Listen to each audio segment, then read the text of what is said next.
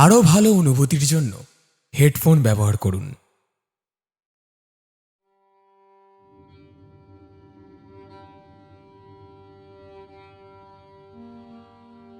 সত্যি এই পৃথিবী কোথায় কি অদ্ভুত সব রহস্য লুকিয়ে রেখেছে তা হয়তো আমরা নিজেরাও জানি না। মাঝে মাঝেই সেই রহস্যময় দৈত্যদেরও কিন্তু খিদে পায়, তখন সে চায় রক্ত। তাই কিছু অশরীরী হয়তো উঠে আসে আমাদেরই মধ্যে। হয়তো তাদের কাজই থাকে কোনোভাবে মানুষকে পথ ভুলিয়ে নিয়ে গিয়ে ফেলতে সেই রহস্যের মুখে। আর সেই আদিম রহস্যের হয়তো কোনো শেষ নেই। সেইখান থেকে হয়তো আমরা কেউ ফিরেও আসি না। আর আমরা এই রহস্যকেই বলি ভয়। চলুন তাহলে দেরি না করে শুরু করা যাক এরকম একটা ভয়ের গল্প। লেখক রূপম রায়ের কলমে নিশির চর ভালো নয়।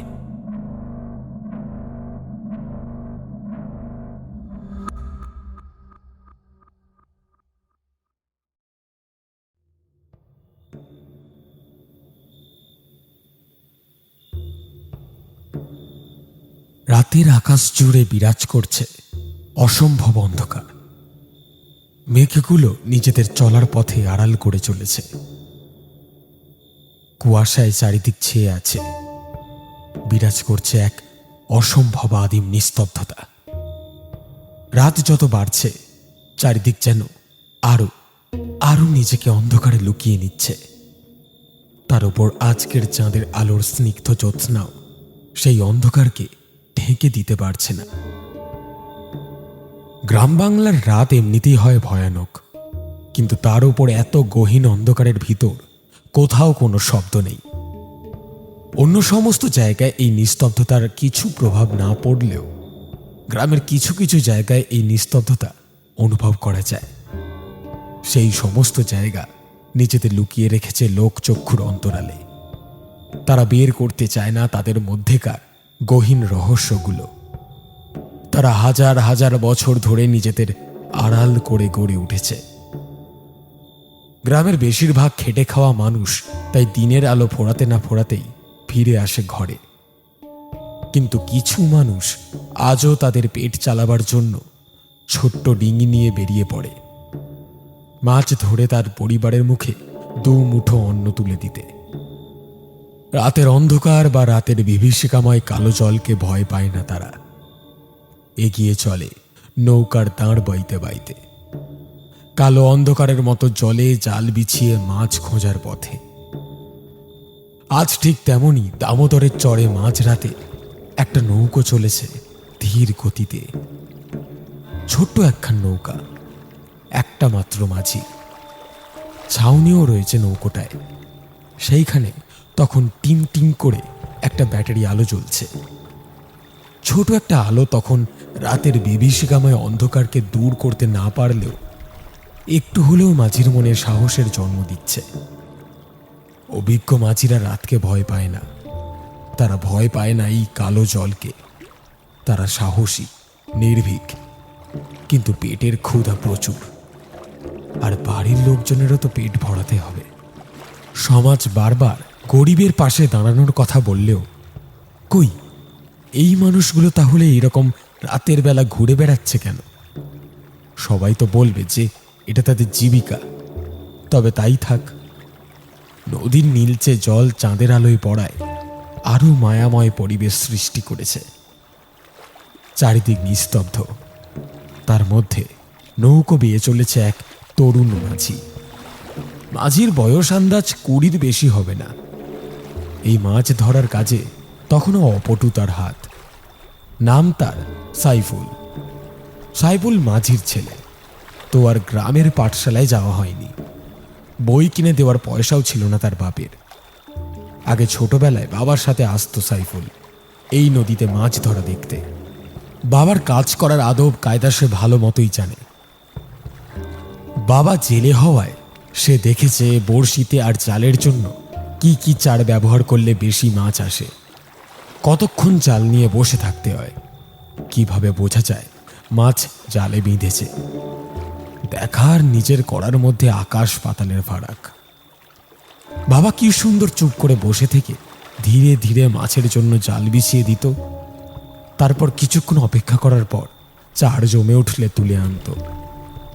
কত ছোট বড় মাছ এইভাবে বাবার জালে ধরা পড়তে দেখেছে সে, কিন্তু ও অতটা পটু হয়নি। তাই আজ 2 বার জাল ফেলেও সে ছোট কয়েকটা পুঁটি আর ট্যাংরা জাতীয় মাছ ছাড়া কিছুই পায়নি। এদিকে মালিকের নির্দেশ, নৌকো নিয়ে গেছো যখন, তার মানে ভালো ওজনের মাছ তাকে তুলে নিয়ে যেতেই হবে, না হলে আর পরের দিন নৌকো পাবে না। অদ্ভুত শর্ত।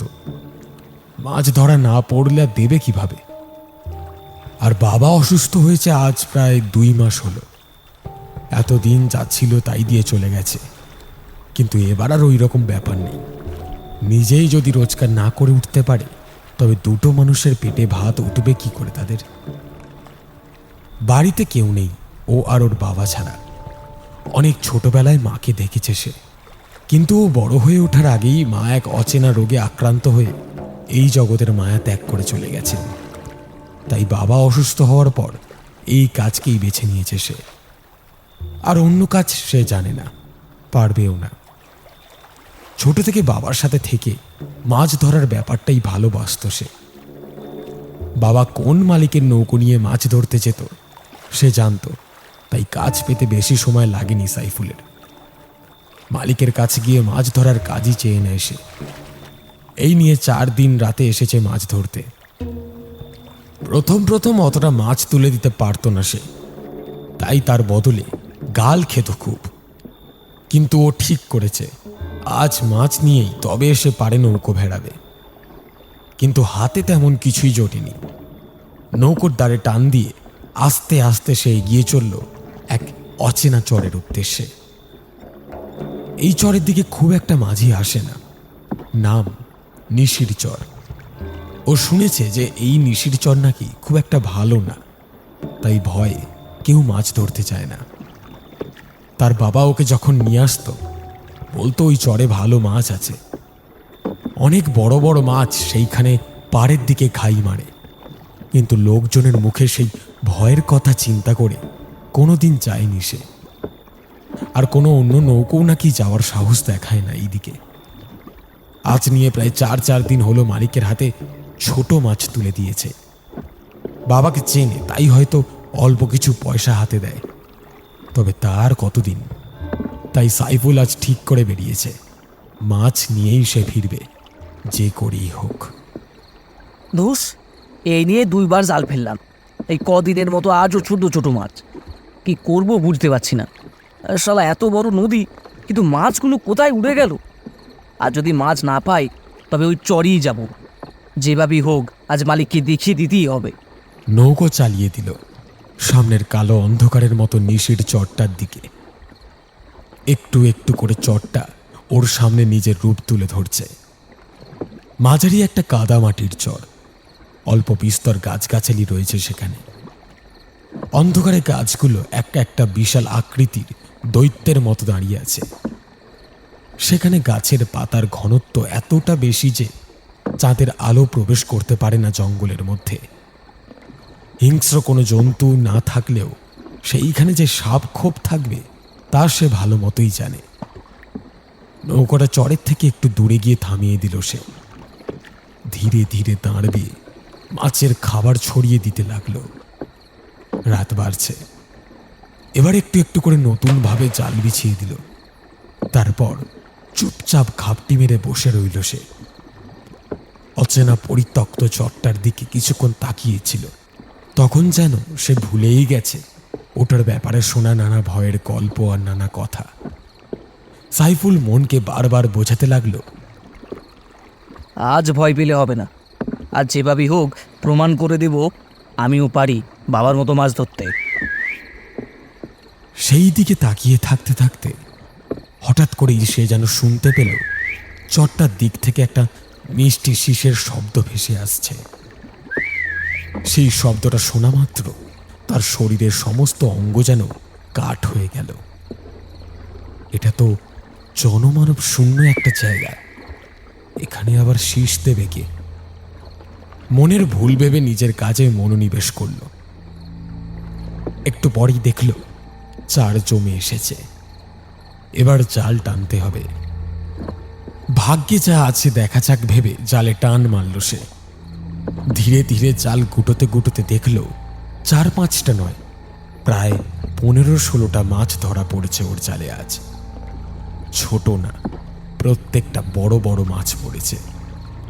মাছের ওজন এত ভারী যে প্রথমে সেগুলোকে তুলতে তার অপটু হাতে একটু সময় লাগলো। সে একটু একটু করে জাল গুটিয়ে মাছগুলো জাল দিয়ে ছাড়িয়ে ছাড়িয়ে নৌকোর ছইয়ের মধ্যে সেইগুলো রাখছিল। হ্যারিকেনের আলো মাছগুলোর আঁশের ওপর পড়ে সোনার মতো চকচক করছিল। ওর মনে তখন মাছ পাওয়ার আনন্দ খেলা করছে। ধুস, যত সব আজগুবি গল্প। লোকেরা ভয় পায় তাই এই চরে আসে না। আজ কতগুলো মাছ পেলাম। হ্যাঁ, এত মাছ কম নাকি? কিন্তু হঠাৎ করেই সামনের চরের অন্ধকার জঙ্গলের দিক থেকে একটা খ্যানখ্যানে গলায় নারী কণ্ঠের শব্দ শুনতে পেল সাইফুল। কে যেন অতি দূর থেকে ডাকছে। আজ তোকে কতগুলো মাছ দিলাম আমি, আমার জন্য কয়েকটা মাছ রেখে যা, ভালো হবে। আর যদি না রেখে যাস, বড় কিছু হারাপ তুই।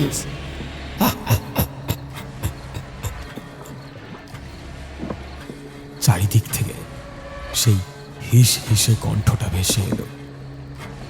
হাসির মতো যেন চারিদিকে ছড়িয়ে পড়ছে। মাছগুলো জাল থেকে ছাড়ানো হয়ে গেছে ওর। তখন ভয় কাঁপছে। সারা শরীর এত গরমেও ঠান্ডা হয়ে এসেছে। কি করবে ভেবে পাচ্ছে না। তার মধ্যে আবার সেই কণ্ঠটা, এতটা মাছ দিয়ে যা, তোর ভালো হবে। এই কণ্ঠ যে জীবিত কোনো প্রাণীর হতে পারে না সেটা সে বুঝতে পেরে গেছে। সাইফুল ঠিক করল আজ মাছ তো অনেক পেয়েছে, যদি মাছ না দিলে সত্যি খারাপ কিছু হয়ে যায়, তাই চিন্তা করে নৌকো ভেড়িয়ে দেয় শুকনো থেকে চরের ডাঙার দিকে। দূর থেকে সে দুটো মাছ ছই থেকে তুলে ছুঁড়ে মারে ডাঙার দিকে। তারপর নৌকো চালিয়ে দেয় ফেরার পথে। এমন সময় পিছন থেকে আবার সেই কণ্ঠস্বরটা ভেসে আসে। মাছ দিয়েছিস, ভালো হবে। পেছনে ফিরে চাইবি না, সোজা কি যা। সাইফুল ভুল করেও সেই চরের দিকে তাকিয়ে দেখেনি সেই রাতে। কি শুনেছে বা কি হলো তার সাথে সে তখন কিছুই বুঝতে পারল না, কিন্তু মনে প্রচণ্ড ভয় নিয়ে বসেছিল। ছইয়ের নিচে তখনও বেশ অনেক মাছ জমে আছে। আজ এই সব মাছ সাইফুলের নিজের ধরা। মালিককে ওজন মতো 4টে দিলেও পরের বাকিগুলো বাজারে বেচে ভালো দাম পাবে সে। মনটা খুশিতে ভরে উঠল সাইফুলের, কিন্তু সে ঠিক করে নিয়েছে ওই চরের দিকে আর কিছুতেই সে যাবে না। যাই হয়ে যাক, সে যতই তাকে এখন ভালো মতো ছেড়ে দিল, কিন্তু যে অশরীরী দেখা পাওয়া যায় না তার কাছে না যাওয়াই ভালো। আর সাইফুল শুনেছে লোভে পাপ আর পাপে মৃত্যু, তাই আর যাই হয়ে যাক ওই নিশির চরমুখ হবে না সে।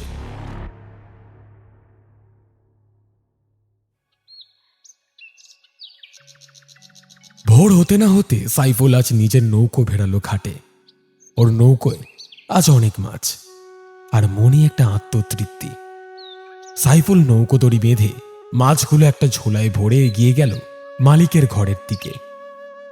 নদীর পাড়ে বড় আড়ত মালিকের। এখন ভোরবেলা, তাই সব মাঝিরাই মাছ নিয়ে ফিরছে। মালিকের হাতে নৌকোর ভাড়া বাবদ কিছু মাছ তুলে দিয়ে বাকি মাছ নিয়ে মাঝিরা চলে যায় মাছ বাজারে বেচে 2টি টাকা রোজগারের জন্য। চারিদিকে এখন মাছের যেন মেলা বসেছে। মাছের আষ্টে গন্ধ আর মাছির ভনভনানির শব্দ ছড়িয়ে আছে সমস্ত দিকে। মালিক তখন অন্য আগের লোকটার মাছ নিয়ে লোকটাকে ছেড়ে দিতেই ও এগিয়ে গেল। আরে সাইফুল যে, তা বাবা আজকে তুই মাছ পেয়েছিস? এই নিয়ে তো প্রায় 4 দিন হতে গেল। ওই ছোট পুটি টুটি ছাড়া তো আর কিছুই দিতে পারলি নি আমায়। কোথায় তোর বাপ এক লোক ছিল, রোজ আমাকে খানেক মাছ তুলে দিত। সাইফুলের ইচ্ছা করছিল মাছগুলো পারলে ছুঁড়ে দেয় ওর মুখে। আজব লোক মাইরি, আগে দেখুক পেয়েছে কিনা। কিন্তু সে কিছু না বলে খানিক হাসল। এই তো খুড়ো, পেয়েছি তো। কটা লাগবে বলো, অনেক পাইছি। বলে থলি দিয়ে মাছগুলো মালিকের সামনে রাখল সাইফুল। মালিকের মুখ হাঁ হয়ে গেছে এতগুলো মাছ একসাথে দেখে। কোনো মাঝি আজ এতগুলো বড় মাছ আনতে পারেনি যা সাইফুল এনেছে। তা সাইফুল, বেশ অনেক মাছ পাইছো দেখছি। সাবাস বেটা, এইভাবেই কাজ করো। বাপের নাম রাখছো তুমি। তা আমাকে কি আজ সব মাছগুলো দিয়ে তুই টাকা নিবি, নাকি নিজে হাটে গিয়ে বিক্রি করে আসবি? সাইফুল আগেও দেখেছে তার বাবা কোনোদিনও মাছ বিক্রি করতে চায়নি। সারা রাত যা মাছ পায় মালিককে সবটাই দিয়ে তার সম পরিমাণ টাকা নিয়ে ফিরে আসতো। তার বাবা বলতো, আমরা জেলে মাঝি, আমাগো কাম শুধু মাছ ধরা, ব্যবসা আমরা বুঝুম না। বাবার কথাটা মনে পড়তেই মুখে একটা হাসি খেলে গেল তার। ও সাইফুল, কইলি না যে কি করবি বল বাবা। খুড়ো, ও মাছ তুমিই রাখো বরং।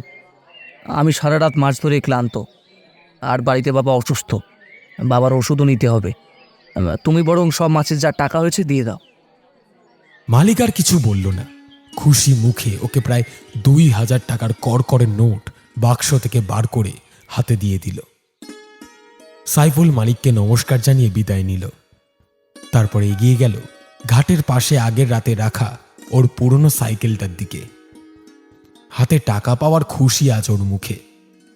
এই টাকা ও আজ নিজে কষ্ট করে উপার্জন করেছে। আজ তার বড়ই আনন্দের দিন।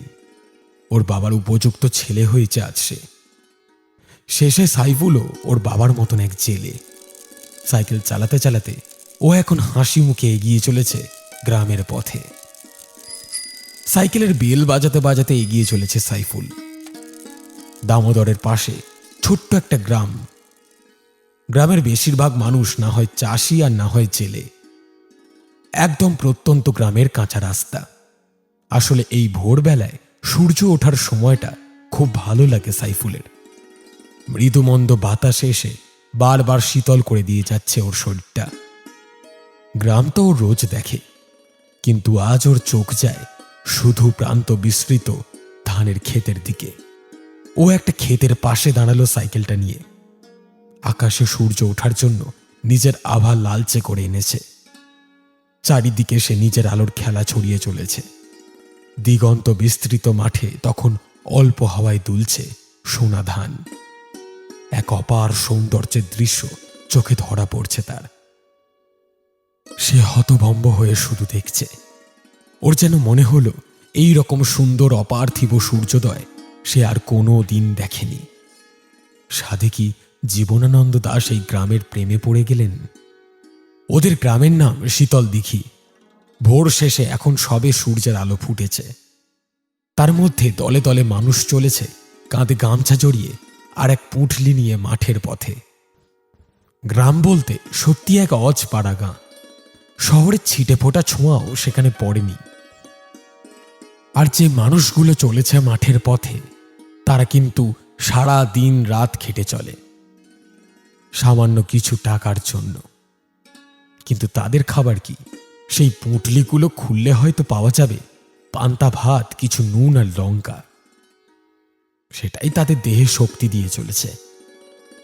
শহরে থাকা মানুষ শুধু তাদের কষ্টে পাশে থাকার কথা বললেও সত্যি কোনোদিন সেভাবে এসে দাঁড়ায়নি। গ্রামের ভিতরের একটা মেঠো পথ, তার আশেপাশে ছোট বড় মাটির কুঁড়ে ঘর ছড়িয়ে। দূর থেকে একটা প্রকাণ্ড বড় বটগাছ চোখে পড়ছে সাইফুলের। গরমের দিনে ক্লান্ত পথিক ওই বড় বটগাছের ছায়ায় বসেই আরাম করে। গ্রামের মানুষ এই সমস্ত প্রকৃতির সম্পদ খুব সযত্নে সাজিয়ে রেখেছে। শহরের মানুষ এই আনন্দ বুঝবে না। গরমে পথ চলার পথে বিশ্রামের জন্য বটগাছের ছায়া, এর থেকে আর উত্তম জায়গা হয় না। গ্রামের তাসের আড্ডা হোক বা ছোট জমায়েত, সব হয় ওই বুড়ো বটগাছটাকে ঘিরে। সাইফুল আজ বুঝল, নিজের পকেটে পয়সা থাকলে পৃথিবীর সব মানুষই খুশি থাকতে শিখে যায়। সাইফুল প্রথমেই গিয়ে ওই টাকা দিয়ে বাড়ির জন্য কিছু সবজি বাজার কিনল। তারপর ওষুধের দোকান থেকে বাবার জন্য ওষুধ নিয়ে চলল বাড়ির পথে। রাতে খাটনি কম যায়নি তার। আজ প্রচণ্ড ক্লান্ত সে। বাড়ি গিয়ে বাবার জন্য চাল ফুটিয়ে অল্প রান্না করে বাবাকে খাইয়ে আর নিজে খেয়ে একটু শুয়ে পড়ল সাইফুল। শোয়ার পরে যতবার সাইফুল চেষ্টা করছে চোখ বন্ধ করে ঘুমোবার, কিন্তু সে কিছুতেই পারছে না। একটাই প্রশ্ন বারবার তার মাথায় উঁকি দিচ্ছে, ওটাই তো নিশির জ্বর। তবে ওই অদ্ভুত অশরীরী কণ্ঠটাকার, ওটাই কি তবে নিশি? 5 দিন টানা খাটাখাটনির পর আজ পকেটে টাকাও আছে। এখন একদিন একটু ছুটি নেবে চিন্তা করল সে। এইসব চিন্তার মধ্যে কখন যে ঘুম চলে এসেছে তার খেয়ালই নেই। ঘুম যখন ভাঙল তখন প্রায় বেলা গড়িয়ে দুপুর হয়েছে। বাবাকে দুমুঠো ভাত খাইয়ে কেনা ওষুধগুলো খাইয়ে দিল সে। ছোটবেলায় এই বাবার আঙুল ধরে কত ঘুরেছে সে, কত ভালোবেসেছে তাকে, কিন্তু সময়ের কালের চাকা কাউকে ছাড়ে না। বয়সের ভারে মানুষটা এখন বিছানা ছেড়ে উঠতে পারে না। আজ আর সে নদীতে মাছ ধরতে যাবে না। সারাদিন বাবার সাথে থাকবে, সেবা করবে তার। দেখতে দেখতে বেলা গড়িয়ে রাত নামল। নিঝুম। সাইফুল তখন গভীর ঘুমে আচ্ছন্ন। হঠাৎ করেই ঘুমের মধ্যে সাইফুল একটা গলার স্বর শুনতে পেল। কেউ যেন তার নাম ধরে তাকে ডাকছে। সাইফুল, আজ আসবি না? আয় আমার কাছে, অনেক মাছ পাবি, টাকা আসবে, ঘরে তোর।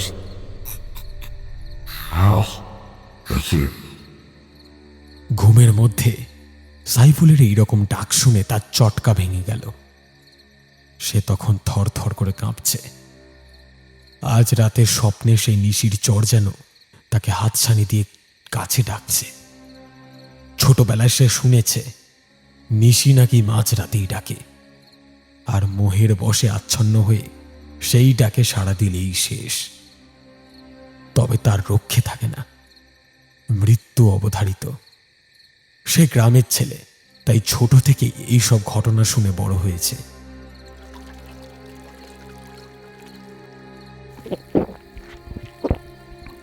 রাতের ঘুমটা ভেঙে যাওয়ায় উঠে বসে গ্লাসে করে জল খেয়ে একটু গলা ভিজিয়ে নিল সে। এমন তার সাথে হচ্ছে কেন? তবে কি তাকেও নিশিতে পেয়েছে? সেই রাতে আর তেমন ভালো ঘুম হয়নি তার।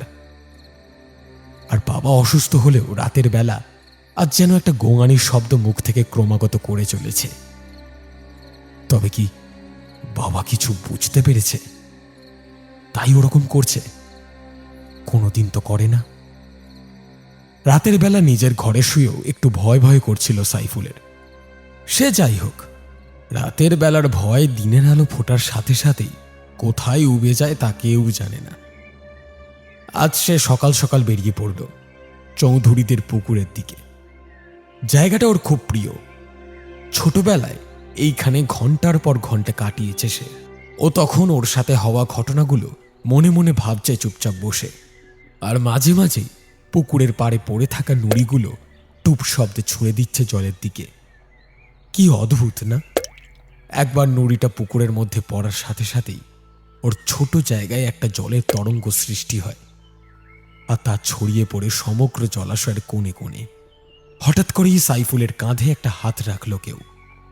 এই হাত সাইফুল ভালোভাবেই চেনে। ওর ছোটবেলার বন্ধু রহিম। ওর সাথেই কত খেলা করেছে সে। তখন সুখ দুঃখের সঙ্গী ছিল এই রহিম। আজ ওকে ওই রকম মনমরা হয়ে পুকুরের পাড়ে বসে থাকতে দেখে জিজ্ঞেস করল, কি হয়েছে রে সাইফুল? এখানে একা বসে আছিস কেন? তোর বাপের শরীর এখন ঠিক আছে তো? সাইফুল ওকে দেখে যেন হাতে চাঁদ পেল, কারণ রহিমের বাবা একজন মৌলবী। সাইফুল শুনেছে ওর নাকি অনেক সব অদ্ভুত ক্ষমতা আছে, আর লোকের ভবিষ্যৎ অতীত সব বলে দিতেও পারেন নাকি তিনি।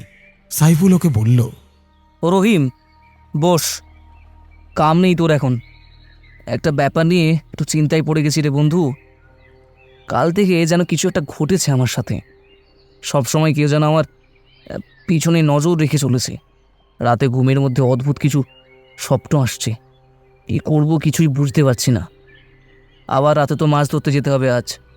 সাইফুলের কথা শুনে রহিম বলল, কেন, কি হয়েছে তোর? আমায় বল, আমাকে খুলে বল না সবটা। ও আর দেরি না করে নদীতে মাছ ধরতে যাওয়া, নিশির চরে মাছ রেখে আসা, তারপর কাল রাতে নিশির ডাকের কথা সব খুলে বলল। রহিম সব শুনে বলল, এ তুই কি করেছিস রে? এত বারণ থাকা সত্ত্বেও তুই শেষমেশ ওই চড়েই গেলি? আমার বাবার কাছে শুনেছি নিশি এক ভয়ঙ্কর অশরীরী। ওরা মানুষের রূপ নিতে পারে রে, আবার তোর পরিচিত কোনো মানুষের গলাও নকল করে আর কাছেও টেনে আনতে পারে। ভারী ভয়ঙ্কর রূপ রে তাদের। আর বাবাও বলতো যদি সেই নিশির কারোর ওপর নজর পড়ে না, তাকে কিন্তু সে সহজে ছাড়ে না। ঠিক কিছু না কিছু করে তার কাছে ঠিক যেতে বাধ্য করবেই। কথাগুলো শোনার পর সাইফুলের একটু ভয় ভয় করছিল। এতটা ভয় সে হয়তো কোনোদিন পায়নি।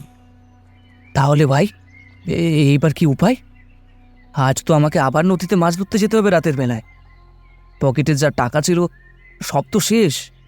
আর একটি দিন ছুটি নিয়েছি, মালিক কিছুতেই আর ছুটি মঞ্জুর করবে না। সাইফুলের কথা শুনে রহিম ওর পিঠে একটা হাত রেখে বলল, ভয় পাস না বন্ধু, আজ বাবা আসলে তোর জন্য একটা তাবিজ বানিয়ে দিতে বলবো আমি। বাবা তো পাশের গাঁয়ে গেছে, আমি নিজে তোকে ওটা দিয়ে যাব, ঠিক আছে? সাইফুল ওর কথা শুনে একটু হলেও স্বস্তি পেল। রহিম ওর পাশ দিয়ে উঠে চলে গেল। সাইফুল তখন কিছু সময় বসেছিল চৌধুরীদের পুকুরের পাড়ে, কিন্তু বেলা হতেই ফিরে এলো আবার। বিকেল গড়িয়ে রাত নামছে। বাড়ির সমস্ত কাজ শেষ। বাড়িতে অসুস্থ বাবাকে শুইয়ে রেখেই সে বেরোলো ঘাটের দিকে। আজ আবার তার নদীতে মাছ ধরতে যাওয়ার কথা, কিন্তু রহিম তো আসবে বলেছিল, সে তো আর এলো না। কিন্তু তা বলে তো আর দেরি করে যাওয়া যাবে না। মালিক নৌকো তাহলে অন্য কাউকে দিয়ে দেবে। তাই দেরি না করে আল্লাহর নাম করে সে বেরিয়ে পড়ল রাতের বেলা মাছ ধরার উদ্দেশ্যে। মালিকের কাছে আড়তে পৌঁছে নৌকো নিয়ে বেরোবার কথা জানিয়েছে সে। মালিক ভালো মানুষ, সে হাসি মুখে খালি বলল, আগের দিনের মতো ভালো মাছ আনিস সাইফুল, তাহলে কিন্তু তুই আরো বেশি টাকা পাবি, বুঝলি কে নয়? সাইফুল কিছু না বলে খালি মাথা নাড়িয়ে হ্যাঁ জানিয়ে দিল। তারপর বেরিয়ে এলো ঘাটের কাছে। সামনের টিমটিমে জ্বলতে থাকা দোকানের থেকে কিনল একটা বিড়ির প্যাকেট। আয়েশ করে একটা জ্বালিয়ে টানতেও লাগলো। আজ যেন ঘাটের কাজটা একটু বেশি অন্ধকার মনে হলো তার। অন্য মাঝিরা আগেই নৌকো করে বেরিয়ে গেছে আজ। সামনে রাতের অন্ধকারে গাছপালা পেরিয়ে নদীর ছোট একটা চর দেখা যাচ্ছে। আগের দিন এইখানেই নৌকোটা বেঁধেছিল সে। রাতের অন্ধকারে চারিদিক যেন মায়াময় পরিবেশ বিস্তার করেছে। জলের কাছে এগিয়ে আসতেই অর্ধেক চাঁদটা চোখে পড়ল। কি অদ্ভুত সুন্দর সেই দৃশ্য, যেন চারিদিকে আলো ছড়িয়ে পড়ছে। চাঁদের ছায়া পড়েছে নদীর জলে, তাতে সেই টলটলে সুন্দর জল দেখলে কে বিশ্বাস করবে এই নদী বহন করছে নাকি কত ইতিহাস। সুন্দর সামনের অপরূপ দৃশ্য দেখতে দেখতে এগোচ্ছে সে। এমন সময় হঠাৎ করেই কোথা থেকে যেন গাছের পেছন থেকে একটা জীব এসে ওর সামনে পড়ল। তারপর সেটা লাফ মেরে সামনে থেকে পাশে লাফিয়ে গেল। অন্য সময় হলে হয়তো সাইফুল ভয় পেত না, কিন্তু এমন পরিস্থিতিতে অকস্মাৎ ভয় ছিটকে পড়ল মাটিতে। কিন্তু ওই দিকে তাকাতে যেটা দেখল সে, তাতে তার হাড় হিম হয়ে গেল। একটা বীভৎস কালো রঙের বিড়াল ওর রাস্তার উল্টো দিকে দাঁড়িয়ে রয়েছে। কালো জীবটার চোখটা বাদামি রঙের, আর সেটা অন্ধকারে আগুনের ভাঁটার মতো জ্বলছে। সেই চোখের দিকে তাকালে যেন ভয় লাগে। ওই চোখেই লুকিয়ে আছে কত অজানা আশঙ্কা। বিড়ালটা আবার একটা লাফ দিয়ে মিলিয়ে গেল জঙ্গলের ভিতর। সাইফুল তৎক্ষণাৎ নিজেকে সামলে নিয়ে উঠে দাঁড়ালো। ও আগেও শুনেছে কালো বিড়াল ভালো নয়, জীবটা নাকি খুব অপয়া। কিন্তু আজ আর সেই সব কথা চিন্তা করে লাভ নেই। মাছ ধরতে তো তাকে যেতেই হবে। নৌকোর ছইয়ে পড়ে থাকা ব্যাটারি আলোটা জ্বালালো সে। তারপর জালগুলো গুছিয়ে রাখছিল। মাছের খাবার মালিক দিয়েই দিয়েছে। সে সব কিছু তৈরি করে নৌকোর দড়িটা ছাড়তে যাবে, হঠাৎ করেই একটা ডাক শুনতে পেল সামনের চরের দিক থেকে।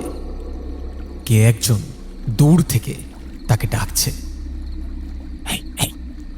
এই মাঝি, ওই পারে যাবে নাকি? মাছ ধরতে তো যাচ্ছ, আমায় একটু পৌঁছে দাও না গো বাবা। সাইফুল দেখল অন্ধকারের ভিতর দিয়ে একটা লোক আপাতমস্তক চাদর মুড়ি দিয়ে দাঁড়িয়ে রয়েছে সেইখানে। এই গরমের দিনেও তার মাথা আর পুরো শরীরকে যে কেন চাদরে ঢাকা তা বুঝতে পারল না সাইফুল। লোকটা এবার ধীরে ধীরে ওর দিকে এগিয়ে এলো। মুখ দেখা যাচ্ছে না ভালো করে।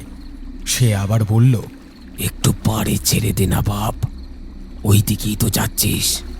সাইফুল ভাবল বয়স্ক মানুষ হয়তো রাতের বেলা গ্রামে ফিরতে চাইছে, আর রাতে তো একা থাকতেই হবে তাকে। লোকটাকে পৌঁছে দিলে দোষ কি? চলে আসেন। লোকটা নৌকার ছইয়ের পাশে তার উল্টো দিকে গিয়ে বসল। সাইফুল আর দেরি না করে নৌকো ভাসিয়ে দিল। সাইফুল দাঁড় বাড়িবার সাথে সাথেই জলে নৌকো এগিয়ে নিয়ে যাওয়ার শব্দ শোনা যাচ্ছে স্পষ্ট। সে দেখল লোকটা চুপচাপ বসে বাইরের নদীর সৌন্দর্য দেখছিল। কালো অন্ধকারের বুক চিরে এগিয়ে চলেছে ওদের নৌকোটা, চাঁদের আলোয় যেটুকু দেখা যায়। লোকটা তেমন কিছু কথা বলছে না দেখেই সাইফুল নিজেই মুখ খুলল। আচ্ছা খুড়ো, আপনি কতদূর যাবেন ওইটাই তো বললেন না। লোকটা ওর কথা শুনে বলল, কেন? আমি তো যাব ওই নিশির চরে। কথাটা শোনা মাত্র সাইফুলের বুকটা কেঁপে উঠল। লোকটা বলে কি ওই চরে তো কেউ থাকে না সে শুনেছে, তবে লোকটা ওখানে নিয়ে যেতে বলছে কেন? আরে ভয় পাচ্ছ নাকি বাবু? তুমিও তো নিশির চর ভালো করেই চেনো। আগের দিন দুটো মাছ রেখে এলে যে। সাইফুল যে মাছ রেখে এসেছে সে কথাই লোকটা কিভাবে জানল? সাইফুল কাঁপা কাঁপা গলায় বলল, আপনি কে বলুন তো? আর আমি কিছুতেই ওই চড়ে যাব না। লোকটা এবার একটু হেসে উঠল।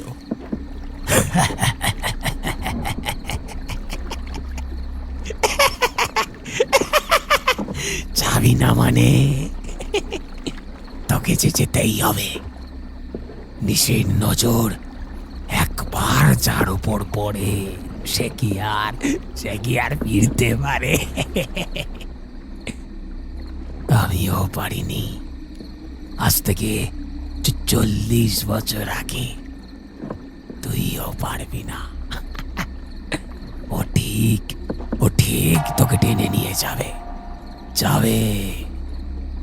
সাইফুল দেখল লোকটার যা অবস্থা, এখনই ওর বয়স প্রায় 60 বছরেরও বেশি হবে। তবে লোকটার আসল বয়স কত? সাইফুলের শরীরটা এবার খারাপ করছে একটু একটু করে। লোকটার মুখে একটা ব্যঙ্গ মেশানো হাসি লেগে আছে। আগের দিন নিশির চরে যাওয়ার পর অতটা ভয় লাগেনি যতটা এখন লাগছে তার। সাইফুল দেখল ও আর দাঁড় বাইতে পারছে না, শত চেষ্টা করেও। নৌকোটা বারবার নদীর স্রোতে ওই নিশির চরের দিকেই এগিয়ে যাচ্ছে। সাইফুল বুঝতে পারছে নৌকো আর এখন ওর হাতে নেই। কোনো অমোঘ শক্তি যেন টেনে এগিয়ে নিয়ে চলেছে চরের দিকে। তার উপর নদীর মাঝ বরাবর ভেসে চলেছে ওর নৌকো। সাইফুলের কি করণীয় কিছু মাথায় আসছে না। শরীর থেকে থেকে শিউরে উঠছে। আমার নাম রামু মাঝি ছিল। এই এই তোমাদের মতো মাছ ধরতাম নদীতে, কিন্তু একদিন লোভে পড়ে নিশির চরের দিকেই যাই। জানো তো বাবু, এই নিশির চরেরও খিদে পায়, তাই সে চায় আরো খাবার। অন্ধকারের ভিতর দিয়ে সেই নিশি খুঁজে নেয় তার শিকার, যেমনটা সব পার হয়েছিল। মানুষ এই দিকে না ঘেঁষলেও কি হবে, নিশি ভালোই জানে কিভাবে টেনে আনতে হয় জ্যান্ত তাজা মানুষকে। যেমন আজ আর আমায় দিয়ে তার স্বাদ মিটবে না। শেষের কথাটা বলা মাত্র সাইফুল ছিটকে নৌকোর ছাউনির কাছে চলে এলো। কি বলল লোকটা? সেই বিলের স্বাদ তাকে দিয়ে মিটবে না, কথাটা এখন তার কানে বেজে চলেছে। লোকটা এবার মহা অট্ট হাসিতে ফেটে পড়ল। তার হাসির শব্দ চারিদিকে নিস্তব্ধতাকে খান খান করে দিচ্ছে। কিন্তু লোকটার মুখটা আর সারা শরীর যেন এবার বদলে যাচ্ছে। চাঁদের আলোয় ওর চোখের সামনে সেটা আস্তে আস্তে একটা রক্ত মাংসের মানুষের শরীর থেকে কঙ্কালে বদলে গেল। তার শরীরের হাড়গুলো ঠক ঠক শব্দ করছে, মাথার কাছে খুলিটা আশ্চর্যভাবে নড়ছে। তার দাঁতের প্রতিটা অংশ দেখা যাচ্ছে স্পষ্ট। ও কি করবে কিছু বুঝতে পারছে না। এটা কি? এই লোকটার লোক নেই। মাথা খারাপ হয়ে আসছে না তো সাইফুলের? ভুলভাল স্বপ্ন দেখছে না তো? নিজেই নিজের হাতে চিমটি কাটল। হ্যাঁ, ব্যথা লাগছে, কিন্তু কিছু ভাবা আর করার আগেই সাইফুলের মাঝ নদীতে থাকা নৌকোর চারপাশের জলে যেন একটা আলো রং সৃষ্টি হলো। একটা কালো ধোঁয়ার মতো ছায়া ভেসে আছে যেন এই নৌকোটাকে ঘিরে। নদী যেন এবার ফুঁসছে, নৌকো প্রচণ্ডভাবে দুলছে। ওর সামনে থাকা কঙ্কালটা ঝাঁপ দিল নদীর জলে। সঙ্গে সঙ্গে সেই ছায়াটা যেন ঝাঁপ দেওয়া আলোড়িত অংশের দিকে ছুটে গেল। এখন নৌকোয় সাইফুল একা। নৌকো বেয়ে চলেছে নিজে নিজেই। ওই দূরে নিশির চর ধীরে ধীরে স্পষ্ট দেখা যাচ্ছে। এমন সময় নিশির চরের জঙ্গলের ভিতর থেকে বেরিয়ে আসতে শুরু করলো অদ্ভুত সব শব্দ। তাদের কথা স্পষ্ট কানে আসছে। তারা যেন বলে চলেছে, আয় সাইফুল, আয় আয়, তোকে অনেক টাকা দেবো। আয় সাইফুল, মাছ ধরবি আয়। সাইফুলের শরীর ঠান্ডা হয়ে এসেছে। ও বেঁচে আছে না মরে গেছে সেটাও যেন বোঝা যাচ্ছে না। চারিদিকের থেকে ভেসে আসা আর্ত চিৎকার, আর এবার তার সাথে জুড়ল একটা হাড় হিম করা অশরীরী হাসি। এই রাত যেন নিজেই নিজের পটভূমি রচনা করে চলেছে। মানুষের মুখ দিয়ে বোধ করি প্রচণ্ড ভয়ের মুহূর্তে কোনো শব্দ বেরিয়ে আসে না, কারণ শত চেষ্টা করেও সাইফুল কিছু বলতে পারছে না। চুপচাপ বসে রয়েছে নৌকোটার ছাউনির কাছে। ভয়ে জড়সড় হয়ে আল্লাহর নাম জপ করতে লাগলো। কিন্তু আজ বোধ করি কোনো ঈশ্বরই তার প্রার্থনা শুনতে চান না। কালো ছায়াটা আবার নৌকোর চারপাশে এসে ঘুরপাক খাচ্ছে। নৌকোটা অস্বাভাবিক রকমের দুলে চলেছে। সাইফুল দেখল নৌকোর চারপাশে সেই কালো ছায়া আর ধোঁয়া ধোঁয়া লাগছে। ও বুঝতে পেরেছে আবার সে এসেছে। সেই অন্ধকারের নিশি আজ আবার এসেছে।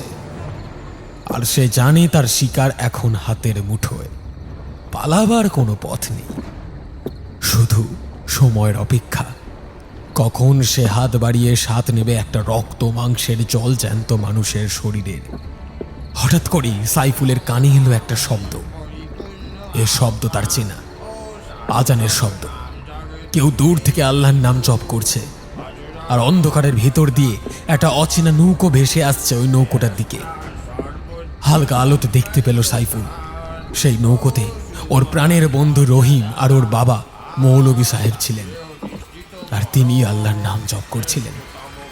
হঠাৎ করেই মৌলভী সাহেব চিৎকার করে উঠলেন, সাইফুল, ভয় পেও না, আল্লাহ তোমার সাথে আছেন। তুমি তাড়াতাড়ি কোথায় গিয়ে হলেও একটা আগুন জ্বালিয়ে দাও। আগুন জ্বালানোর কথা মাথায় আসতেই সাইফুলের মাথায় যেন কিছু একটা খেলে গেল। তৎক্ষণাৎ উঠে বসল সে। নৌকোর একপাশে সামনের দিকে একটা কালো হাত জলের ওপরের দিকে উঠে আসছে। সেই হাতে বিভৎস লম্বা লম্বা নখ, আর প্রতিটাতে যেন রক্ত লেগে আছে। সাইফুল শুধু ভয়ে ভয়ে নিজের পকেট থেকে লাইটারটা জ্বালিয়ে দিল। ছাউনির ভিতরটা একটু আলোকিত হলো। আগুন জ্বালানো আর তীব্র আলো দেখেই হয়তো ঝপ করে সেই বিভৎস হাত ছলাৎ শব্দ করে জলের ভিতর চলে গেল। ও মনে মনে সাহস পেয়েছে। এখন বুঝতে পারছে হয়তো খোদা আজ নিজে ওর প্রাণ বাঁচাতে চাইছেন। কোনো কথা চিন্তা না করি পকেট থেকে বার করে আনলো একটা বিড়ির প্যাকেট। সেখান থেকে একটা বার করে মুখে দিয়ে জ্বালিয়ে দিল সেটা। হালকা হালকা টানতে লাগলো বিড়িটা। কেউ যেন গ্যাস বেলুনে হাওয়া ভরার মতো সাইফুলের শরীরেও সাহস ভরে দিচ্ছে ধীরে ধীরে। চারপাশের পরিবেশের অস্বাভাবিক ভাবটা এখন যেন নেই। নৌকোর জলের মধ্যে যে কালো ছায়া খেলা করছিল সেটাও যেন কোথায় মিলিয়ে গেছে। নৌকোটা দুলছে না, আস্তে আস্তে ভেসে চলেছে নিজ ছন্দে। রাত তখন কটা জানে না সে। নিজেই নৌকোর দাঁড়টা হাতে তুলে নিল। তারপর মুখে বিড়িটা নিয়ে অতি কষ্টে হাঁচড় পাঁচড় করে দাঁড় দিয়ে নৌকোটাকে চেষ্টা করে পাড়ের কাছে আনলো। নৌকো যত পাড়ের দিকে এগোচ্ছে সাইফুলের বাঁচার চাহিদাটাও যেন ক্রমে ক্রমে বেড়ে উঠছে। সাইফুলের বন্ধু ও মৌলভী সাহেব ওর নৌকোর পেছনে পেছনেই ছিলেন। সাইফুল তীরে নৌকো ঠেকাতেই আর পারল না, অজ্ঞান হয়ে পড়ে গেল।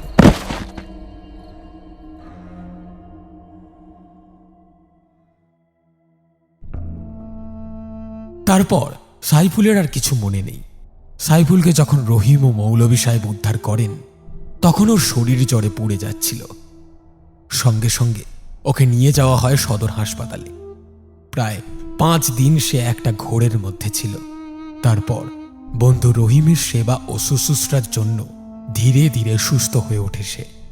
মৌলভী সাহেব একদিন এলেন সাইফুলের কাছে দেখা করতে। তিনি ওর হাতে একটা তাবিজ বেঁধে দিতেই সাইফুল বলল, খুড়ো, আজও আমি সেই অদ্ভুত রাতের বিভীষিকাময় নিশীথ জ্বরের কথা ভাবলেই শরীরটা থেকে শিউরে উঠছে আমার। সেই দিন আপনারা সঠিক সময়ে উপস্থিত না হলে হয়তো আমিও ওই সবার মতো প্রাণ হারাতাম। হ্যাঁ বাবা, আল্লাহ ঠিকই আছেন। এই মহাবিশ্বে যদি নরকের জীব আর অভিশাপ থেকে থাকে তবে তার থেকে রক্ষা করার জন্য আল্লাহ নিশ্চয়ই আছেন। সেই রাতে হঠাৎ করে রহিম তোমার কথা আমায় না বললে আমি জানতেই পারতাম না কিছু। ও বলার সাথে সাথেই আমি ছুটে আসি তোমাকে রক্ষা করতে। আর জ্বরের ঘোরে তুমি এক রামু মাঝির কথা বলেছিলে। আমি খোঁজ নিয়ে দেখেছি সেই ব্যাপারটা। রামু মাঝি প্রায় 40 বছর আগে তোমার মতো ওই নিশির চরের কাছে মাছ ধরতে গিয়ে মারা পড়েছিলেন। সে যে নৌকাটা নিয়ে গেছিলেন সেটা আজ অবধি খুঁজে পাওয়া যায়নি গো। লোক তার কথা ভুলে গেলেও রহস্যময় বিভীষিকা আজও রয়ে গেছে বইকি। আর আজও ওই নিশির চর লোকেদের মনে রয়ে গেছে একটা শব্দ রূপে। আর সেটা যাতা নয়, সেটা হলো সাক্ষাৎ ভয়। তাই তো ভুল করে হলেও ওই মুখো আর কেউ হয় না। মৌলভী সাহেবের পরের কথাগুলো শুনতে পায়নি সাইফুল। তখন তার কানে বেজে উঠল রামু মাঝির বলা শেষ কথাগুলো। এই নিশিরা জানে কিভাবে তার শিকারকে আকর্ষণ করে কাছে টেনে আনতে হয়। আর ওই রকম লোকেরা হয়তো মানুষই না, ওরা সেই প্রেতাত্মা যারা মানুষকে পথ দেখিয়ে নিয়ে গিয়ে ফেলে সেই নিশির চরে। আজও নিশির চর অপেক্ষা করে আছে নতুন তাজা রক্ত মাংসের মানুষের জন্য। সেটা দিয়ে সে তার ক্ষুধা মেটাবে বলে।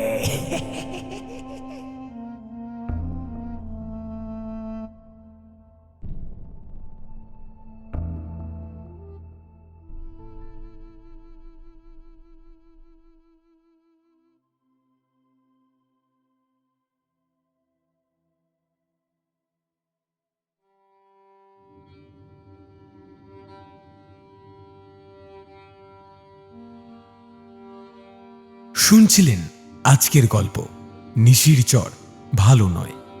গল্প কলমে রূপম রায়, সাইফুল সুমিত, নারী কণ্ঠ অঙ্কিতা, মৌলভী সাহেব রাহুল, রহিম সূর্য।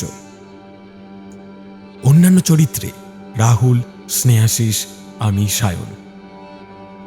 গল্প পাঠে, গল্পের সূত্রধার এবং পর্ব পরিচালনায় আমি সায়ন। সমগ্র গল্পের আবহ সঙ্গীত এবং স্পেশাল এফেক্টসে সূর্য, পোস্টার ডিজাইনে মুরালি। আমরা অসংখ্য ধন্যবাদ জানাই গল্প লেখক শ্রী রূপম রায়কে গল্পটি অডিও রূপে প্রকাশের ক্ষেত্রে আমাদের বিশেষ সহযোগিতা করার জন্য। কেমন লাগলো আমাদের আজকের গল্প জানান আমাদের কমেন্ট বক্সে। গল্পটি ভালো লেগে থাকলে লাইক এবং শেয়ার করতে ভুলবেন না। আমাদের গল্প নিয়মিত শোনার জন্য চ্যানেলটিকে সাবস্ক্রাইব করে যাবেন। আবার একটি নতুন গল্প নিয়ে খুব শীঘ্রই হাজির হচ্ছি আমরা। ততক্ষণের জন্য বি সেফ, স্টে কানেক্টেড।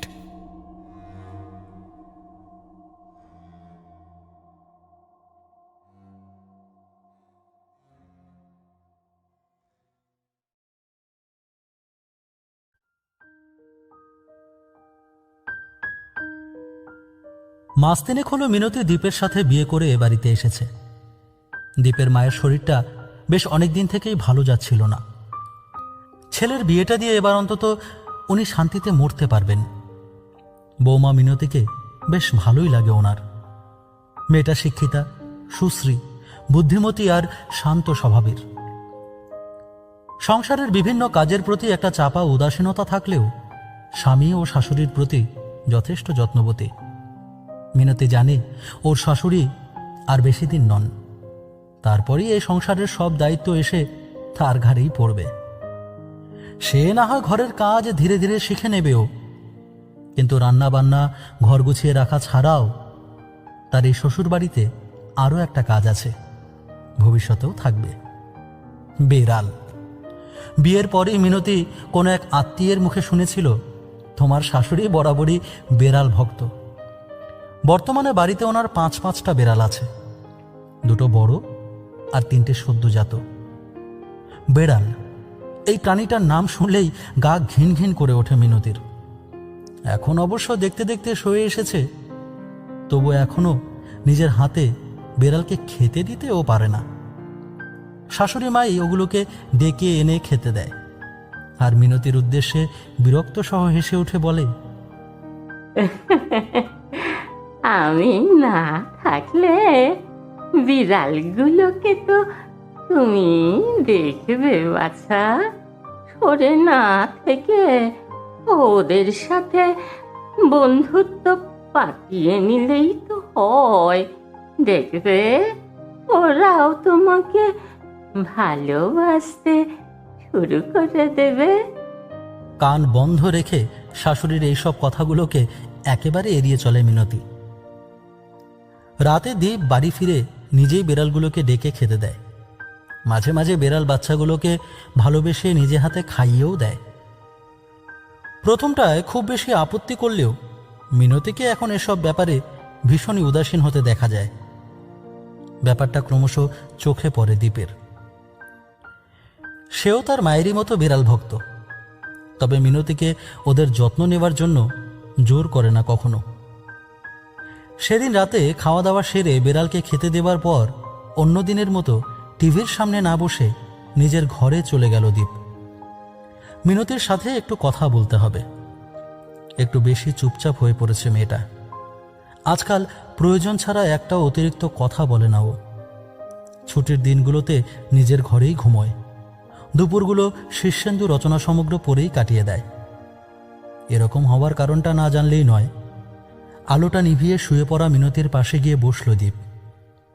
আবেগ মাখানো কণ্ঠে বলল, মেনু, এই মিনু, তোমার কি হয়েছে বলো তো? আজকাল একটু বেশি চুপচাপ থাকছো, জরুরি কথা ছাড়া অন্য কোনো কথাও বলছো না। কিছু কি হয়েছে তোমার? মিনতি সাড়া না দিয়ে একটু নড়ে চড়ে অন্যদিকে পাশ ফিরে শোয়। মিনতির মাথায় ভয়ে ভয়ে হাত রাখে দীপ। তারপর বুকে সাহস নিয়ে ফের বলে ওঠে, এই, কি হয়েছে সেটা আমাকে অন্তত বলো, এতে তোমার সুবিধেই হবে। আচ্ছা, মায়ের কোনো কথায় কি তোমার খারাপ লেগেছে? কয়েক সেকেন্ড পরেই উঠে বসে দীপের দিকে চোখ তুলে তাকায় মিনতি। ওর চোখে জল, মুখের মধ্যে কেমন যেন অসহায়তা রয়েছে। দীপ ওর গালে হাত রেখে বলে ওঠে, সমস্যাটা খুলে বলো, আমি নিশ্চয়ই তোমার সাহায্য করব। এবার মিনতি উচ্ছ্বসিত কণ্ঠে জিজ্ঞেস করে ওঠে, সত্যি সত্যি বলছো তো তুমি? হ্যাঁ রে বাবা, আমার সাধ্যের মধ্যে থাকলে তোমার চাহিদা আমি অবশ্যই মেটাবো। কথা দাও, আমার কথাটা রাখবে তুমি? কথা দিচ্ছি, রাখবো। তবে আমার সাধ্যের বাইরে যদি হয় তবে আচ্ছা যাগে, এখন চোখের জলটা মুছে বলো কি চাই তোমার। বাচ্চা মেয়ের মতো দুহাতে চোখের জলটা রোকড়ে মুছে ফেলে মিনতি।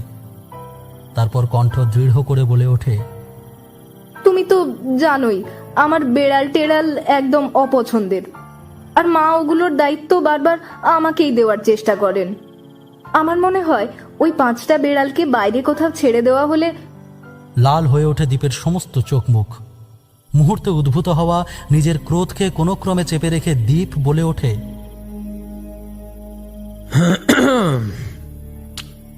এটা কি বলছো তুমি মিনু? তুমিও তো জানো যে মা বাড়িতে বেড়াল রাখতে কতটা ভালোবাসে। ওদের পরিচর্যা করতে করতে মায়ের ওদের প্রতি যে টান জন্মেছে সেটা কি তুমি বোঝো না? বিছানা থেকে নেমে দাঁড়ায় মিনতি। ভারী গলায় বলে, আমি ঠিক এটাই আন্দাজ করেছিলাম তুমি এসবই বলবে। বেড়ালগুলোর প্রতি তোমারও তো দরদ কোনো অংশে কম যায় না। অজাত্তা, বেড়ালগুলো অজাত্তা। সংসারে অশান্তি হবে ওদের জন্য। আমার যত ঝামেলা আর কষ্ট। এমনই নানা কথা বলতে বলতে ব্যালকনির দরজাটা খুলে ঠান্ডা বাতাসে এসে দাঁড়ালো মিনতি। নিচের উঠোনের দিকে চেয়ে দেখল সিমেন্টের দাওয়াতে বেড়ালগুলো একজোট হয়ে বসে আছে। ঘাড় উঁচিয়ে ওরা তাকিয়ে আছে ব্যালকনির দিকে। খুব সম্ভবত মিনতির দিকেই চেয়ে আছে ওরা। ব্যাপারটা মিনতিকে আরো অস্বস্তিতে ফেলে দিল। রাগে গজ গজ করতে করতে ভেতরে এসে শুয়ে পড়ল মিনতি। দীপও পাশ ফিরে শুয়ে পড়েছে। পরের দিন সকালে উঠে শাশুড়ি মায়ের ঘরে চা দিতে গিয়ে মিনতি দেখে উনি ছটফট করছেন। সেই দৃশ্য দেখে মিনতির হাত ফসকে চায়ের কাপটা মেঝেতে পড়ে যায়। সেই শব্দে ঘুম ভেঙে যায় দীপের। উঠে বসে সে। মিনতি চেঁচিয়ে দীপকে ডেকে ওঠে, ওগো শুনছো? মায়ের ঘরে এসো, মা কেমন যেন করছে। এক বিষম আতঙ্কে দীপ ছুটে আসে নিচে ওর মায়ের ঘরে। মা মা মা তোমার কি হয়েছে মা? শরীর খারাপ লাগছে, বলো মা। মা কি হলো মা? কথা বলো মা। মা। ওদিকে মিনতি দেরি না করে অ্যাম্বুলেন্স সার্ভিসে ফোন করে। তাড়াতাড়ি করে দীপ ওর মাকে নার্সিংহোমে ভর্তি করে দেয়। প্রায় সপ্তাহ খানেক ধরে ওই নার্সিংহোমে চিকিৎসা নেবার পর মারা যান মহিলা। তার সব দেহটা যখন এ বাড়িতে শেষবারের মতো নিয়ে আসা হয়, তখন দীপ, মিনতি ও আত্মীয় স্বজন সহ কেঁদে ওঠে বেড়ালগুলো। ওরা যে কি বুঝে কাঁদছে সেটা বুঝবার উপায় নেই।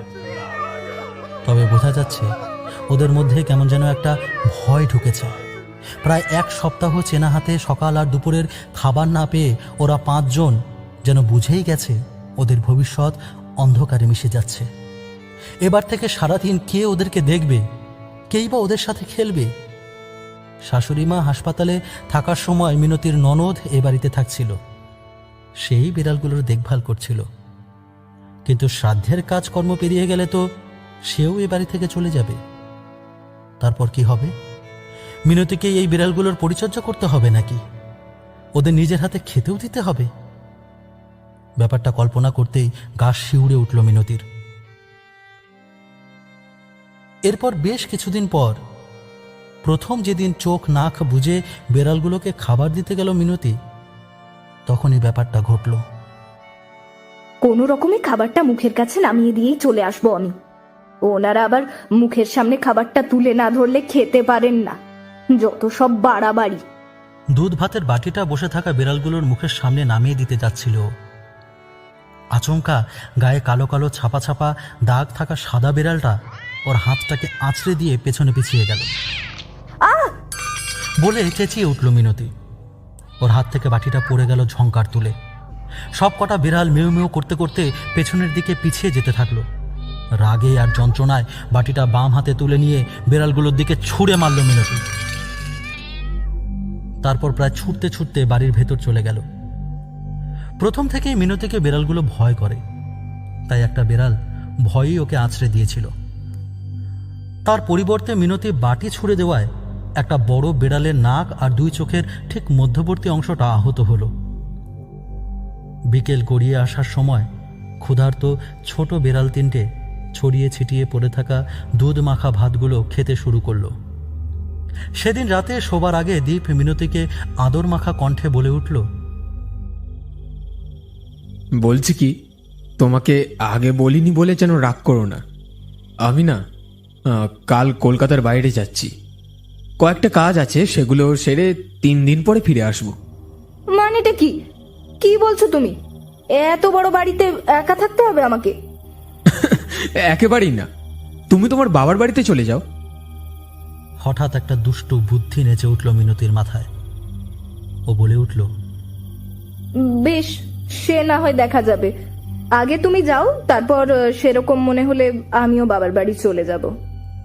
পরের দিন বেরিয়ে যাবার আগে স্ত্রী মিনতির কপালে চুম্বন এঁকে দীপ বলেছিল, মায়ের বিড়ালগুলোকে পাশের পাড়ার দত্ত কাকিমাদের ঘরে দিয়ে এসো কোনোভাবে। ওদের বাড়িতেও পোষা বিড়াল আছে, অসুবিধা হবে না।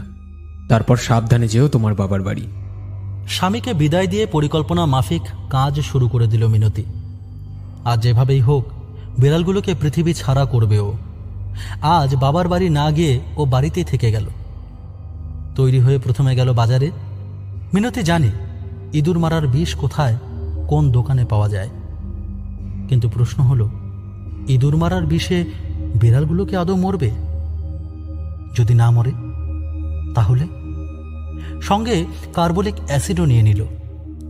চেষ্টা করে দেখতে ক্ষতি কি। খুব যত্ন সহযোগে দুপুরের ভাত, ডাল আর পোস্ত রেঁধে ফেলল সময় নিয়ে। নিজের ভাগের ভাতটা আলাদা করে রেখে দিয়ে বিড়ালগুলোর জন্য ভাত বেড়ে নিল। সেই সাদা ভাতে মিশিয়ে ফেলল বাজার থেকে নিয়ে আসা বিষাক্ত পদার্থগুলো। মুখে একটা নিষ্ঠুর হাসি খেলে গেল ওর। বিড়ালগুলোর সামনে খাবারের পাত্রটা রেখে দিয়ে সোজা ঘরে চলে এলো মিনতি। এবার কিছুক্ষণ পরে গিয়ে দেখে আসবে বিড়ালগুলো মরে গেছে কিনা। যেমন ভাবা তেমন কাজ। প্রায় ঘন্টা দুয়েকের মধ্যে খাওয়া দাওয়া টুকিটাকি কাজ সেরে বিড়ালগুলোকে দেখতে গেল। সূর্য তখন মাথার ওপর থেকে খানিকটা সরেছে সবে। আশেপাশের ঘর বাড়ি রাস্তাঘাট সব নিশ্চুপ। দুপুরের রোদে পুড়ে নেতিয়ে পড়েছে যেন। বিড়ালগুলোর খুব কাছে গিয়ে বিস্ফারিত চোখে ওদের দিকে তাকালো মিনতি। 3টে বিড়াল ছানা মেঝেতে নেতিয়ে শুয়ে আছে, কিন্তু বাকি 2 বড় বিড়াল শান্ত হয়ে বসে আছে, যেন কিছুই হয়নি। মিনতি দেখল খাবারের পাত্রটা খালি, মানে বিড়ালগুলো নিশ্চয়ই খাবারটা খেয়েছে। তবে কি বিষ কাজ করেনি? যদিও ছোট বিড়ালগুলো ঘুমে নেতিয়ে আছে, নাকি ওদের ওপর বিষের কুপ্রভাব পড়েছে সেটা এখনো বোঝা যায়নি। কি করা উচিত সেটা না বুঝতে পেরেই মিনতি সোজা রান্নাঘরে গিয়ে হন্তদন্ত করে নতুন ছুরিটা নিয়ে এলো। সময় নষ্ট না করে সেই ধারালো ছুরির কোপ বসিয়ে দিল বড় বিড়াল দুটোর হাতে এবং পায়ে। রক্তপাত হতে শুরু করলো। সেই সঙ্গে প্রবল কান্নাসহ যন্ত্রণায় কাতরাতে শুরু করলো দুটো নিষ্পাপ প্রাণী। সেই শব্দ প্রতিবেশীর কানে যাওয়ার আগেই ছুরির আঘাতে প্রাণী দুটোকে নিঃশেষ করে দিল দীপের স্ত্রী মিনতি। কান্নার শব্দে জেগে উঠেছিল ছোট বিড়াল 3টে। পরিস্থিতি বুঝে পালানোর আগেই তাদের ঘাড়ে রক্তমাখা ছুরিটা চালিয়ে দিল নিষ্ঠুর মিনতি। কে দেখলো না দেখলো সে খেয়াল ওরা নেই। ওর মনে হয়েছে এই 5টা প্রাণী ওর জীবনটাকে দুর্বিষহ করে তুলেছিল। আর পথের কাঁটাকে পথ থেকে সরানোর সময় ঠিক ভুলের হিসেব মানুষের মাথায় থাকে না। নিজের হাতে রক্ত দেখে ভীষণ ঘেন্না লাগছিল ওর, তাই বেশিক্ষণ সময় নষ্ট না করে বাড়ির ভেতরে গিয়ে হাত মুখ ধুয়ে নিল। ছুরিটা একটা প্লাস্টিকে মুড়ে আবার বেড়ালগুলোর সামনে চলে এলো মিনতি। এবার ওর হাতে দুটো বড় কালো পলিথিন। কোনো রকমে নাক সিটকে শেষবারের মতো বিড়ালগুলোকে স্পর্শ করে। ওদের মৃতদেহের খণ্ডগুলো পলিথিনে পুড়তে বেশ অনেকটাই সময় লেগে গেল। এরপর 3টে কাজ সেরে নিজের বাবার বাড়িতে চলে যেতে পারবে মিনু। দীপ ফিরলে ওকে কিছু না কিছু বুঝিয়ে নেবে ঠিক। তবে এই কাজটা করে ওর মনোকষ্ট নেই, কারণ ও জানতো সোজা পথে এ কাজ হবার নয়। এর আগেও ও বিড়ালগুলোকে অন্য কোথাও ছেড়ে দিয়ে আসার কথা বলেছিল দীপকে, কিন্তু শোনেনি দীপ। তাই সুযোগ পেয়ে আজ এই নোংরা কাজটা করেই বসল ও। এখন ওর প্রথম কাজটা হলো বিড়ালগুলোর দেহাংশ কোনো ডাস্টবিনে ফেলে আসা অথবা মাটিতে পুঁতে দেওয়া। যদিও মাটি খুঁড়ে ওগুলো পুঁতে দেওয়াটা সময় সাপেক্ষ, তবুও ওর পক্ষে এটাই ভালো। দ্বিতীয় কাজ হলো ছুরিটা বাইরে কোথাও ফেলে দেওয়া। সে না হয় বাবার বাড়ি যাওয়ার পথে ওই কাজটা সেরে নেবে ও।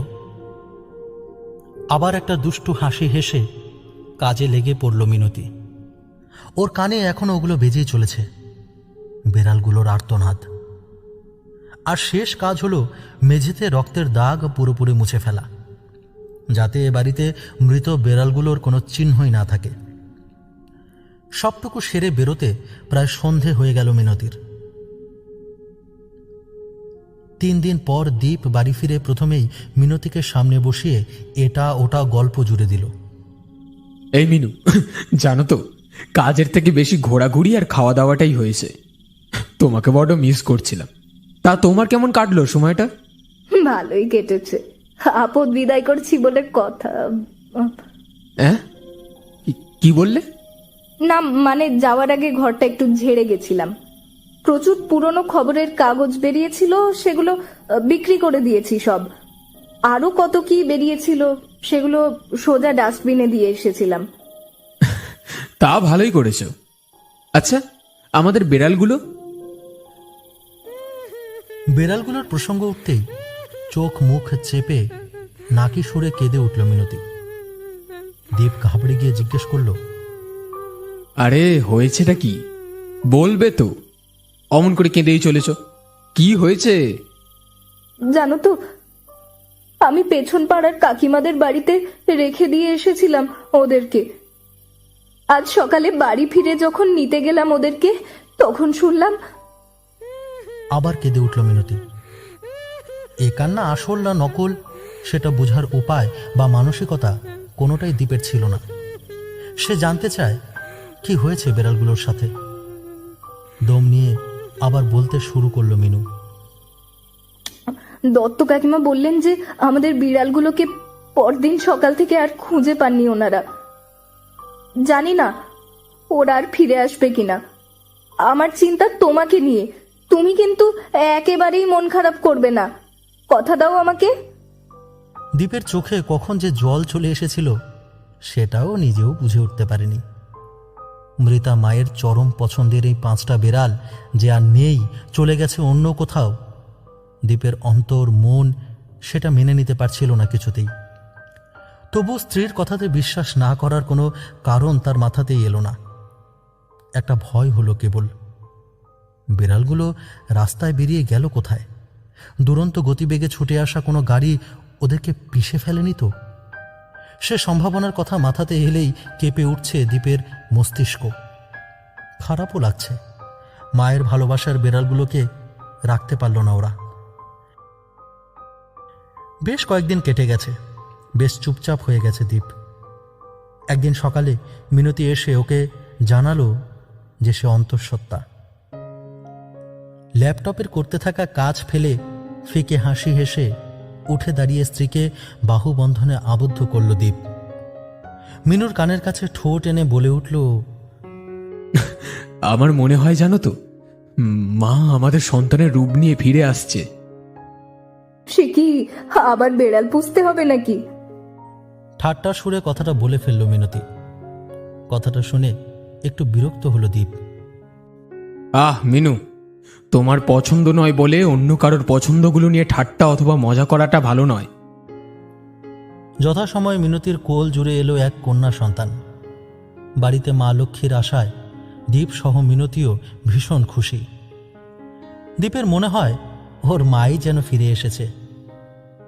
বেশ চলতে থাকে দিনগুলো।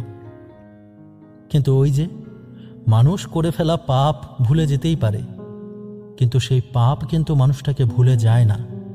সুদে আসলে বুঝিয়ে দেয় কষ্ট কাকে বলে। একদিন হঠাৎ চোখের তলায় কালি নিয়ে এসে স্বামী দীপকে বলল মিনতি, আমার না শরীর ভালো লাগছে না কদিন হলো। আজ দেখছি এই দেখো না, সারা গায়ে কি সব দাগ উঠেছে। স্ত্রীর হাতটা টেনে নিয়ে দীপ দেখে আকারে ছোট বেগুনি রঙের কি সব যেন চামড়া ভেদ করে বেরিয়ে আসতে চাইছে। মিনতির হাত সহ কপালেও 4-5টা ওই ধরনের দাগ দেখতে পেল দীপ। এসব ব্যাপারে দেরি করা একদম ঠিক নয়, ডাক্তার দেখিয়ে নেওয়াই ভালো। তারপর আবার ছোট বাচ্চা রয়েছে বাড়িতে। বলে উঠল দীপ। মিনতিও আর দেরি করতে চাইল না।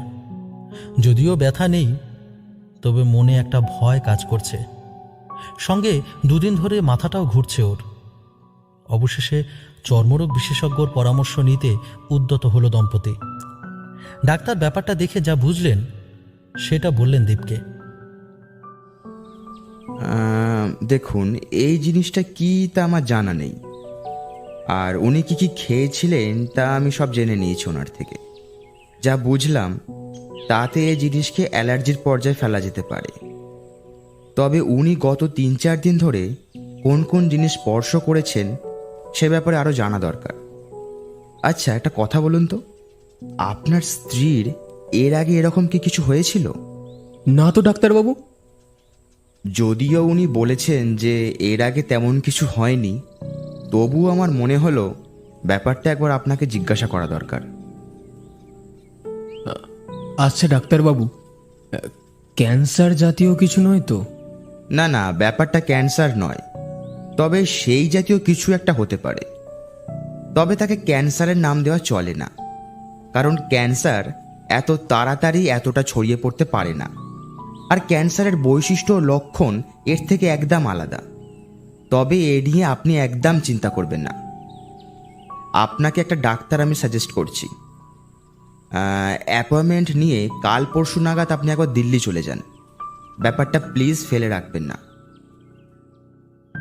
বাড়ি ফিরে দিল্লির ডাক্তারের সাথে অ্যাপয়েন্টমেন্ট ফিক্স করে নিল দীপ। ওর মাথায় দুশ্চিন্তার রেখা। শোনো মিনু, তুমি না রেস্ট নাও, কাল বিকেলেই বেরোতে হবে আমাদের। আমি আমাদের পুরনো কাজের দিদিকে ডেকে পাঠিয়েছি। দিদিও বলে পাঠিয়েছে যে দিদির মেয়ে কিছুক্ষণের মধ্যেই এসে পড়বে। আজ না হয় সেই আমাদের শোনার খেয়াল রাখবে। ডাক্তারবাবু তোমাকে ওর কাছে যেতে মানা করেছেন তো, তাই আর কি। আর শোনো, তুমি কিন্তু একেবারেই চিন্তা করো না। ভারাক্রান্ত গলায় মিনতি বলে উঠল, আচ্ছা, তোমার বোনকেই তো ডেকে নিলে পারতে বাবুর দেখাশোনার জন্যে। শুধু শুধু ওকে আর খবর দিয়ে ব্যস্ত করলাম না, ও হয়তো চিন্তা করবে। আর তাছাড়াও কাল মেয়েকে তোমার বাবা মায়ের কাছে রেখে দিল্লি যেতে হবে। আজকের দিনটারই তো ব্যাপার। দরজায় কড়া পড়তেই বাইরে গেল দীপ। ভেতরে নিয়ে এলো একজন মেয়েকে। ঘোমটায় চোখ মুখ ঢাকা থাকায় মেয়েটির বয়স বোঝবার উপায় নেই। হাতও শাড়ির আঁচলের আড়ালে লুকিয়ে রাখা। মেয়েটিকে দেখেই বিরক্ত হলো মিনতি, কিন্তু বিপদের সময় এই বিরক্তি নিতান্তই সামান্য। আজ ওর আদরের ফুটফুটে মেয়েটিকে খাইয়ে দাইয়ে ঘুম পাড়ানোর দায়িত্ব হলো এই শরীর ঢেকে রাখা মেয়েটির। নিজের শরীরের দুশ্চিন্তায় অল্প কটা খাবার মুখে তুলতে তুলতে মেয়েটিকে প্রশ্ন করল মিনতি,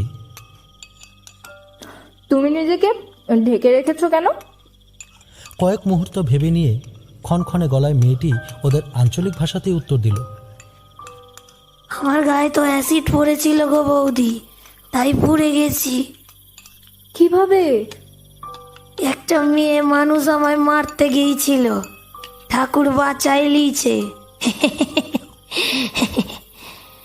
আমার গলাতে ছুরি বসাতে গিয়েছিল, আমিও ছেড়ে দেইনি, ওকে মেরে এসেছি। সে কি, পুলিশ তাকে ধরলো না? সবাইকে কি পুলিশ ধরতে পারে বৌদি? কেন, সে কি পালিয়েছিল? কোনো তদন্ত হয়নি? না না, তোমাকে বললাম যে আমি নিজে হাতে ওকে মেরেছি, শাস্তি দিয়েছি। আইনকে নিজের হাতে তুলতে গেছিলে? মিনতির এই কথায় কটাক্ষের হাসি হেসে নিল মেয়েটি। হাসিটাও কিরকম যেন ক্ষণক্ষণে, একেবারেই ভালো ঠেকছিল না মিনতির। মেয়েটি বলে উঠল, দেশে সবার লাগে কি আইন আছে বৌদি? নাই তো, ওকে ছেড়ে দিলে ও পলাতক। ওদের মতো লোকদের নিজের হাতে শাস্তি দিতে হয়, বুঝলে? সেজন্য জেলেও যেতে হয়েছিল, জানো? খনা গলায় আবার হেসে উঠল মেয়েটি। ওই গলা শোনার পরে অদ্ভুত লাগার সঙ্গে সঙ্গে একটু ভয়ও করছিল মিনুর। ওই ভয় বুকে আঁকড়ে রেখে শুতে গেল মিনতি। দীপ কিছু কাজ সেরে রাখার জন্য ল্যাপটপ নিয়ে বসেছে। বেশ কিছুক্ষণ পর হঠাৎ জেগে উঠল মিনু। ঘাম গড়িয়ে পড়ছে কপাল বেয়ে, জোরে জোরে নিঃশ্বাস নিতে নিতে শুকিয়ে আসছে গলা। জল খেতে উঠতে যাবে এমন সময় সামনের দরজা দিয়ে একটা বেটে ছায়ামূর্তি ঢুকতে দেখল। যে আসছিল সে কাছে আসতেই কয়েক মুহূর্তের জন্য থমকে গেল মিনতির হৃদয়ের স্পন্দন। এ যে সেই মেয়েটা, হাতে জলের একটা গ্লাস নিয়ে এগিয়ে আসছে ক্রমশ। ঘাবড়ে গিয়ে উঠে খাট থেকে নেমে ক্রমশ পেছোতে লাগলো মিনতি। হঠাৎ একটা ডাকে চোখ বুজে ফেলল। বেড়ালের ডাক। ডাকটা ক্রমশ কান্নায় রূপান্তরিত হচ্ছে। খুব বেশি জোরে নয়, তবে হাড় কাঁপানো। এই রাতে বেড়ালের শব্দ আর ওই মেয়েটি। চোখ খুলে পালানোর পথ খুঁজতে গিয়ে চোখটা আটকে গেল মেয়েটির পায়ে। সারা শরীর ঢাকা হলেও পাটা প্রকাশ্যে বেরিয়ে আছে। কিন্তু এটা কি ধরনের পা? মানুষের পা এমনটা হয়? কুচকুচে কালো, শীর্ণ। নাইট বাল্বের আলোতে সেই পায়ে থাকা ছোট ছোট ঘন লোমগুলো চোখে পড়ছে মিনতির। মিনতি যেন বোবা হয়ে গেছে। চেষ্টা করেও মুখ দিয়ে কোনো শব্দ বের করতে পারছে না ও। এ তো বিড়ালের পা। কম্পিত শরীর ও মন দিয়ে মেয়েটির মুখের দিকে তাকানোর চেষ্টা করল। মুখে ঢাকা ঘোমটার মধ্য দিয়ে তৎক্ষণাৎ জ্বলে উঠল ছটফটে দুটো চোখ। সে দৃশ্য চাক্ষুষ করে চমকে উঠল মিনতি। কানে বেজে উঠল মরণ যন্ত্রণায় ছটফট করতে থাকা বিড়ালগুলোর সেদিনের আর্তনাদ। সঙ্গে ওই পাঁচটা বিড়ালের 5 জোড়া চোখ ভেসে উঠল মিনতির দৃষ্টিতে। শরীরের রক্ত শূন্য হয়ে গেল নিমেষেই। ও বুঝতে পারল করে ফেলা ভুলের শাস্তির ঘণ্টা বেজে গেছে। নিজের আদরের মেয়ের কান্না এসে গ্রাস করল মিনতির কণ্ঠ গহ্বর। আর সহ্য করতে পারছিল না মিনতি। বিষম উত্তেজনায় চেঁচিয়ে উঠল, আমাকে শাস্তি দাও, আমাকে যেমন ভাবে পারো শাস্তি দাও। আমার সন্তানকে কষ্ট দিও না, মেরো না ওকে, প্লিজ প্লিজ, কথাটা শোনো আমার। মিনুর এই আর্তনাদ আর কান্নার শব্দ শুনতে পেয়ে ছুটে বেডরুমে এসে পৌঁছায় দীপ। এসে পড়ে কাজের সেই মেয়েটিও। এসে দেখে মিনতি মাটিতে লুটিয়ে গড়াগড়ি খাচ্ছে আর কাঁদছে। দীপ বুঝতে পারে কোনো স্বপ্ন দেখে ভয় পেয়েছে মিনতি, তাই এমনটা করছে। কিন্তু কি এমন স্বপ্ন দেখলো মেয়েটা? আলো জেলে কাছে গিয়ে দীপ দেখতে পায় মিনতির হাতে, পায়ে, কপালে যে চিহ্নগুলি উঠেছিল সেগুলি থেকে বিন্দু বিন্দু রক্ত বেরিয়ে আসছে। গলায় একটা কাটা দাগ, যেন পেন্সিল কম্পাস দিয়ে কেউ আঁচড়ে কেটে দিয়েছে। অন্যায় করলে কেউ না জানুক, অন্যায়কারী কিন্তু ঠিক জানে যে সে কি পরিমাণ নিষ্ঠুর কাজ করেছে। তাই তার মনই তাকে শাস্তি দিতে যথেষ্ট। অনেক সময় পাপীর নিজস্ব মনের দংশনেই পাপের দহন হয়ে যায়। পড়ে থাকে ভয় আর সংশয়।